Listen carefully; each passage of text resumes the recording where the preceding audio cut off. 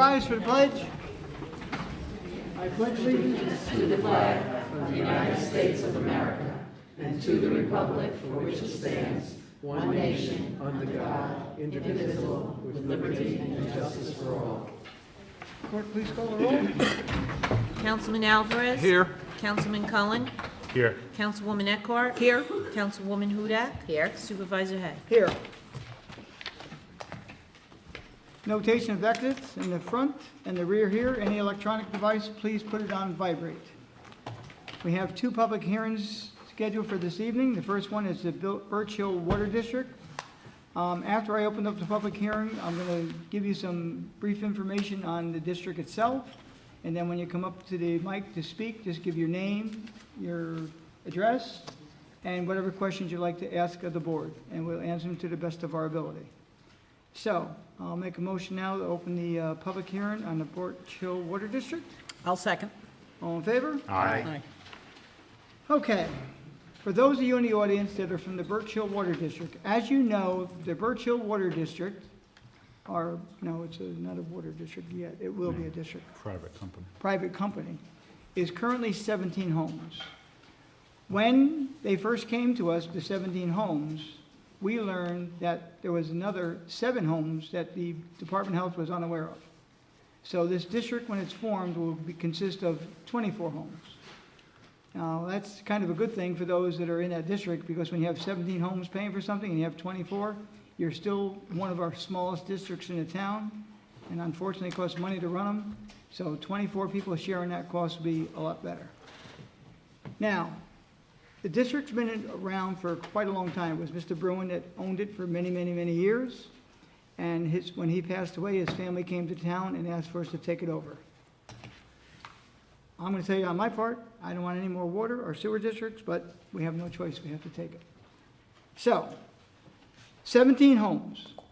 We went out and had what they call a map planner report done. It was done by our town engineer.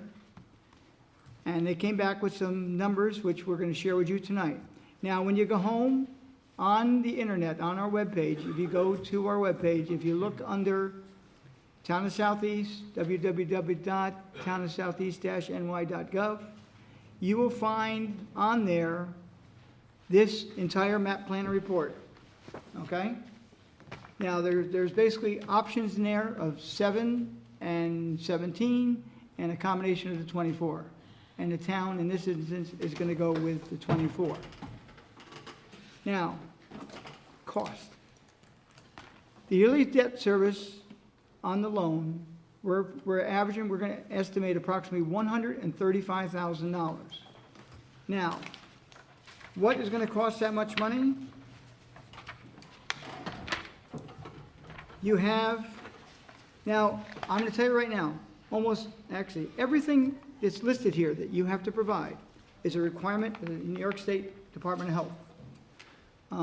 Unfortunately, the rules changed. I think it was by October this year. There were certain things that had to be done. Whether they're all done or not, it's regardless, they have to be done.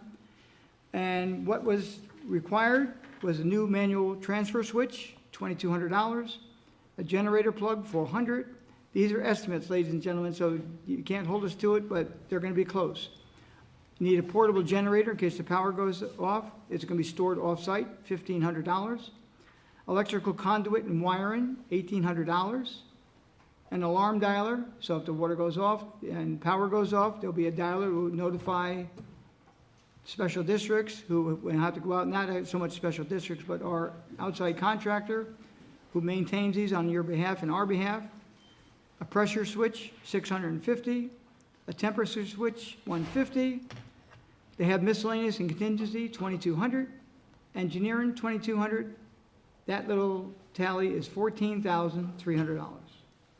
You also need to have aluminum NEMA 3 freestanding enclosure with a heater, $4,100. Frost-proof sampling station, it's an outside panel to take samples of water, $3,400.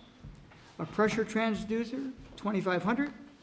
A pressure indicator, $2,500.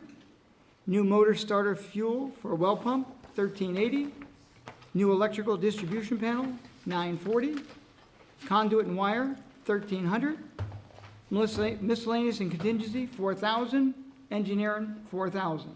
Now, when it comes to miscellaneous and contingency and engineering, they're high. I think they'll be lower, but I'm not, it comes out, this round comes out to $24,200. Now, all of you that live in that district, everyone in that district in the 17 homes, do you know where the well is? Does anyone not know? Okay, so you know the location of the well. It's basically a concrete bunker. It's about this big and square. And down in that hole is a confined space, which doesn't pass muster today because unfortunately, when it was private, you could do it. Now that it's not private and we have to take it over, we have certain rules and regulations we have to have.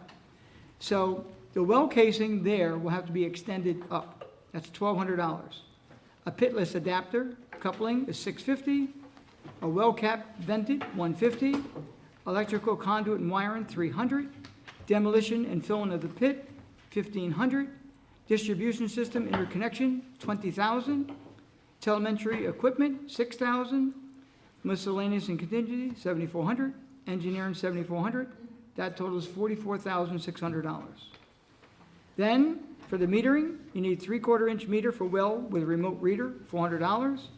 5/8 inch by 3/4 inch meter for 7 services with remote reader, $2,500. Miscellaneous and contingency, $750. Engineering, $750. $4,400. That's mostly the new 7 homes that are coming online. The total is $87,000.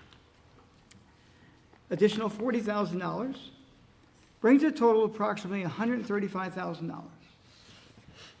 With that, the debt would be paid off over 20 years. We've estimated the loan amount to be 3.5%.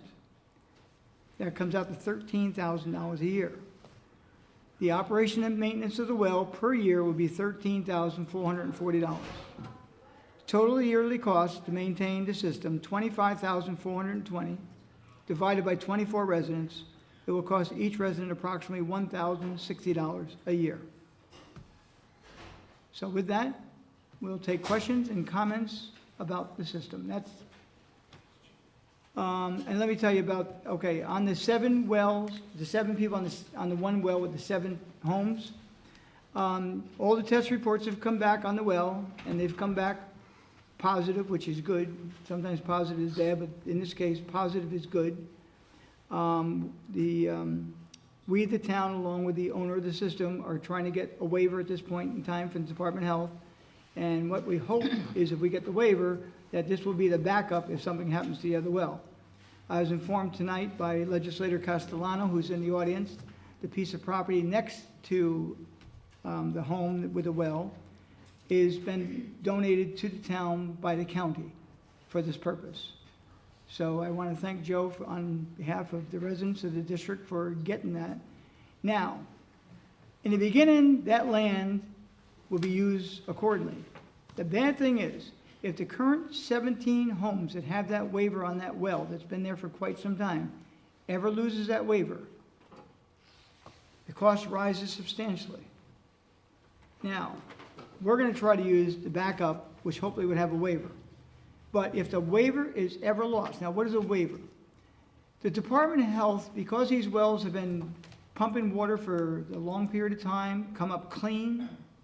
For almost every time they have a reading, it comes up clean, comes up clean, comes up clean. But if the chloroform, if something changes, okay, in that, and they require you now to filter this, the costs go up substantially. Now we're stuck with having to put up a building, possibly drilling a new well, and that's why we needed that property if that were to take place. If we didn't have that property, we'd have no place to go. So, and if that happens, ladies and gentlemen, the estimate on that is approximately $520,000. So let's hope that doesn't happen. I don't believe we have another water system in the town that's working off a waiver. They're all chlorinated and whatever the requirement of the Department of Health. But right now, the Birch Hill will continue to work off that waiver. Adding 7 homes has nothing to do with it. The other well, we're going to try to get the waiver on as well. We're in that process now. No guarantee they'll get it. Time will tell. Department of Health sometimes can be finicky, but hopefully they'll give us that waiver, and that we hope to be the backup well to the other one for the 17 homes. So with that now, we will take questions from any resident and